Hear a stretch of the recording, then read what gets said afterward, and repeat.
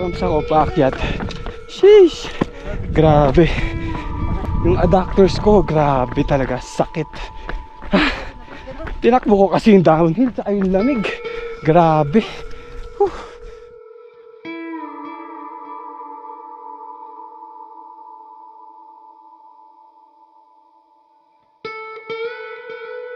We're now on our way to the starting line venue for Pulag Ultra Trail. We have our driver, Joe Mark, aka Mr. Kabalastugan.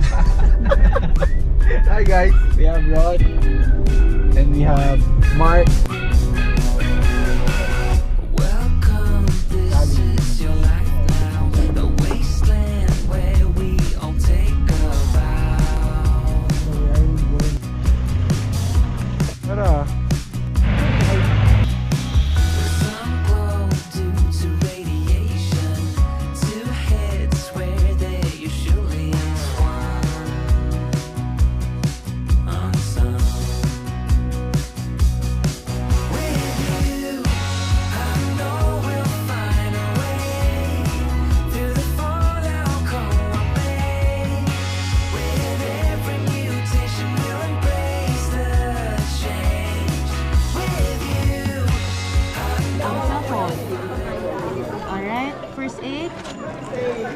Alright, waterproof jacket, very good.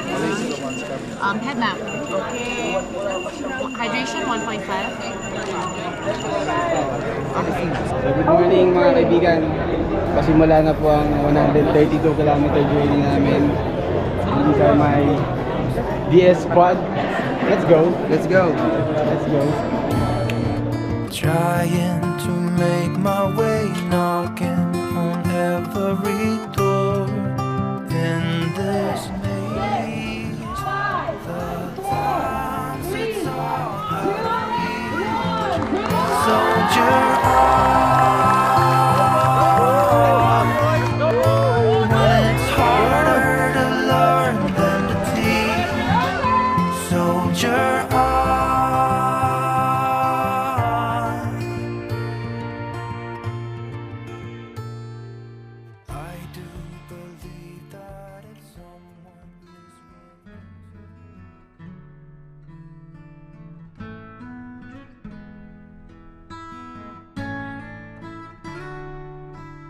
Initially, dun sa first major climb, which is from Kabayan Municipal Hall to the summit of Mount Pulag, I just thought to myself na, oh Don, relax ka lang, nag-uumpisa pa lang tayo.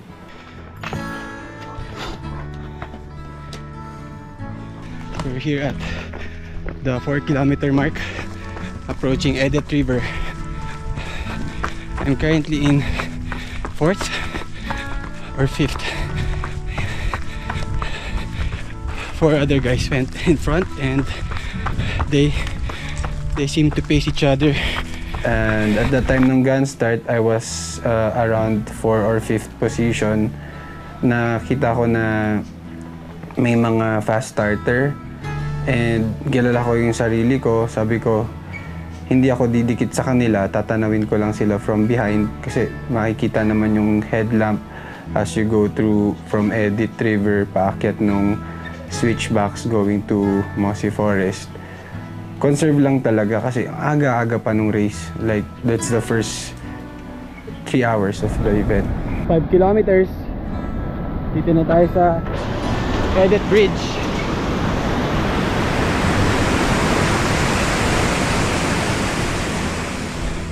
8 kilometers, 1 hour 30 minutes. 4 kilometers left before the summit. Alright.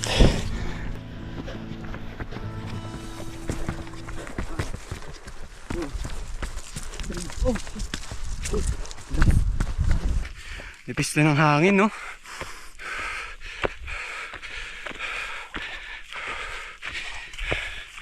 Okay. Almost 11k, 1.4 kilometers before the summit, last 200 meters of climbing, and you can feel the oxygen saturation is very low. Naalala ko, nung nasa main summit kami, nakita ko si Henry Yang and yung Singaporean runner and si, I think it was John Ivan, na nagpipicture sa main summit. Sabi ko, I cannot stay too long sa peak. Hindi na ako nagpicture. Nag-hi lang ako sa kanila and may marshal na nagche-check. Bumaba ako agad kasi malamig. And di ko in-expect na yung conditions ng trail papunta ng Mount Pulag grassland is parang inararo ng kalabaw. Kilometer 12, 13, here at Pulag Summit with Henry and John Ivan. Yeah! Lights it. Good job, guys. Yung ilaw mo po. Alright, so nag-cramps ako paakyat. Sheesh! Grabe. Akala ko hindi na mawawala yung cramps. Yung adductors ko, grabe talaga, sakit. Tinakbo ko kasi yung downhill sa yung lamig. Grabe. Pero buti na lang, di umuulan. So ayan, kasalubong na namin yung mga hiker. Good morning. Morning. Uy, wow, kalabaw. Wow. Coming from the summit at that's around 5 a.m. Wala pang sunrise, madilim pa. Kita mo na yung trail of lights sa papuntang pababa ng Ambangig. Puro hikers. Batch of hikers at kilometer 15. Yeah, so we still have 115 kilometers to go. Let's go! Alam ko na ba't napaga ako ng konti kasi yung pressure ng parating ng mga 20 kilometer race leaders sa lower distance, andyan na sila. Sa kaka-film ko ng videos at gusto silang i-GoPro kasi ang saya nung moment eh. Yung pacing nila yung nasundan ko, kaya pala dumating ako earlier than expected. Oh, my bro! You're Christian! You're the pacer now.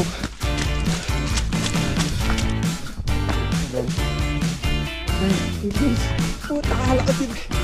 Puta. Di makabol sa GoPro. Wala. Please! Come on! Go! This is just in front. GoPro. I'm just not very ready, man. My ankles are just breaking up. Oh shit. Hello. Yan. Pagbigyan kami sa weather. Sobrang ganda. May rolling fog. So kanina may sea of clouds sa summit pero wala, di na namin hinintay magliwanag kasi malamig sa peak. Yan. So enjoy lang. Kilometer 19 na tayo. Chill lang tayo for now. Kasama na kami si Oyster Sauce from Philippine Sky Running Association. Let's go. Very long way. Yeah.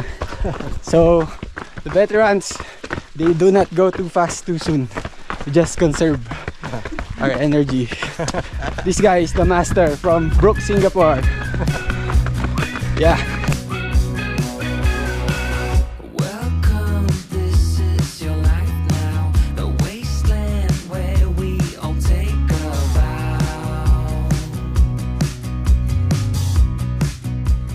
When I arrived in Babadak Ranger Station, aid station, that's already 19 kilometers. Checkpoint? Ay, dito. Tapos? Lalabas? Pag ganun. Wow. Ikot-ikot lang. I didn't spend too much time in the aid station because the momentum was there. And I took advantage of gravity going downhill to Balete. So now I'm at kilometer 20 on the way to Balete. I ate some egg, banana, and watermelon in the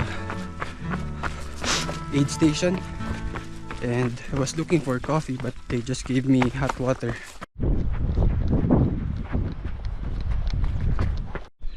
Kilometer 30.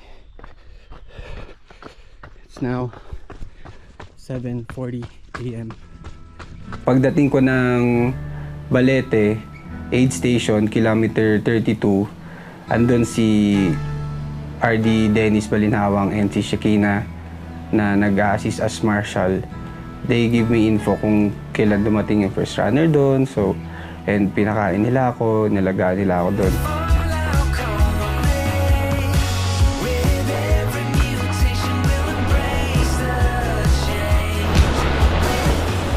Nasa 36K na tayo.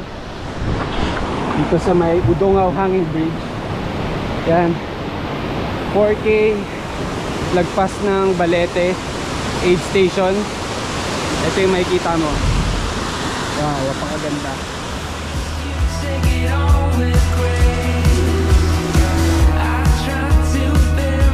Kilometer 40. Kumain ako ng baon kong 2 pirasong itlog saka gels at Atlas drink mix.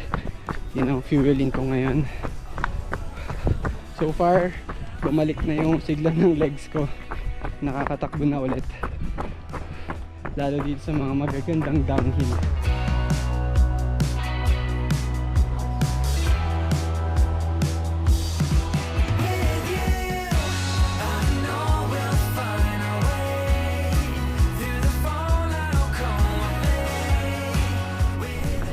Yeah, we have arrived at Caballo Aid Station here with Ma'am Chriselle.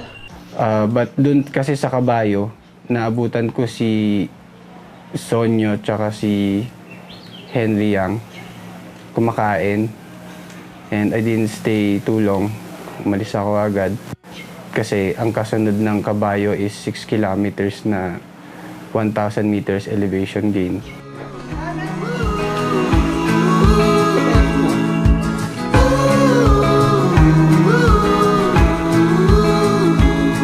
I've been deep down, stuck in the gutter.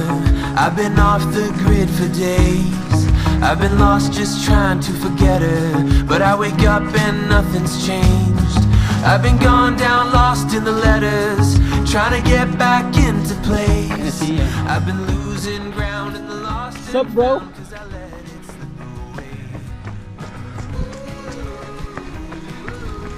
Tumatak na ba? Sige. Naka-plane sa to? Tutok mo lang, ha?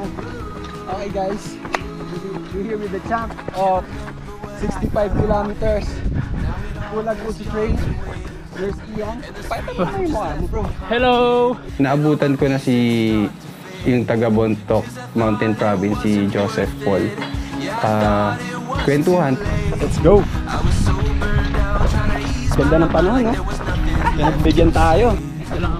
Recording. Alright. 58K. Chill lang.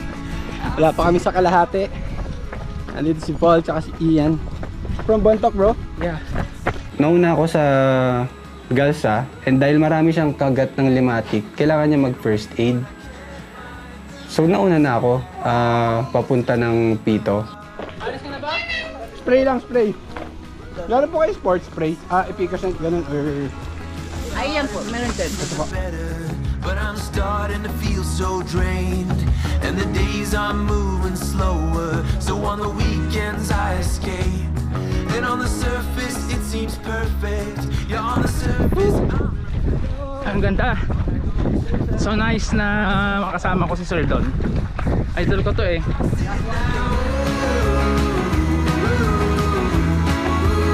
I can't sleep by. Been trying to get away, but I can't find the last scattered pieces of my heart. So approaching Pito Aid Station, kilometer 65, yung drop bag kung saan namin pwede i-access yung supplies namin. Naabutan ko si Poy. Dumating siya less than 30 minutes earlier dun sa halfway point. Tapos ang ginawa ko, focus ako sa pagkain. Nagpalit ako ng shoes from Tecton X3 to Speedgoat 6. Tapos yung shoes ko, yung medyas ko, pinalitan ko din at nag-apply ako ng lubricant tsaka yung anti-chafe cream. foot care ba para reset ng yung another 65K. Sir, ano ulit? Gate number mo? 1. Sure na? Oo. 100%. Okay, sir. Nag-drop out na si Poy. Hindi na siya makakain, hindi na daw siya maka-intake ng food. Sabi ko sa kanya, bro, tara na. I-1-2-1-2 lang natin, lakad tayo. Malayo pa to, mahaba pa yung race. Hindi ka talaga ma-convince, bro. Hindi mo ako convince kasi alam ko yung katawan ko. Wouldn't push something that I cannot. So, I was planning na sana, sabayan ko siya, pero yun, too early in the race, I mean, midway, ako yung naging race leader.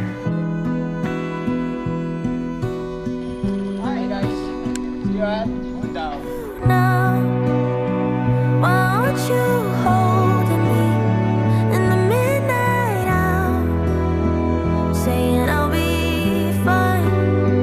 Where are you now? Won't you here with me? Here to calm me down in the midnight hour. Wala pang aid station, tubig lang. Sobrang sakit na ng legs ko. 3 aid station, wala. Sa bidawan. Sino yung pinaka nag-inspire sa akin tumakbo? Stare into space.